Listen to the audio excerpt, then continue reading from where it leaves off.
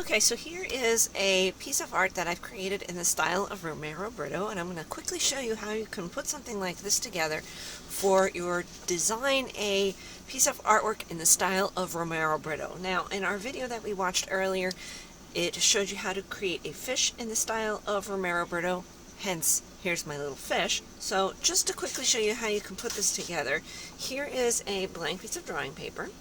I'm going to just quickly go ahead and sketch in a fish. Now, if you don't want to do a fish, that is absolutely fine. If you want to either maybe use a coloring book page, or maybe you want to, do your own design, that's totally fine.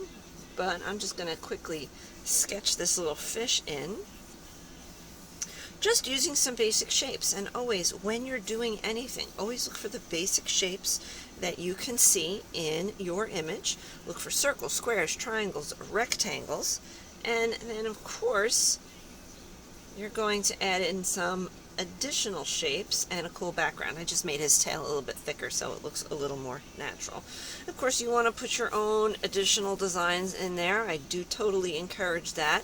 And now I'm going to break up the background by just using some, kind of crisscrossing lines. Okay, so now what do I do next? Well, you're going to fill in each of the areas using different kinds of shapes. So Romero Britto loved using bold colors, loved using lots and lots of different shapes.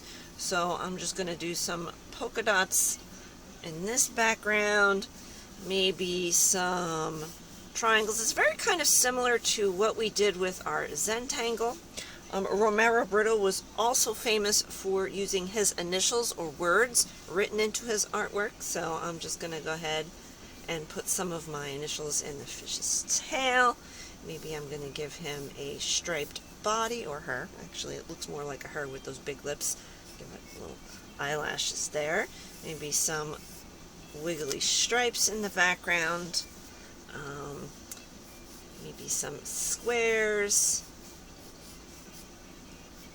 Just think of different types of shapes that you can put in there, and they can be organic or inorganic shapes, totally up to you. There's some flowers in there.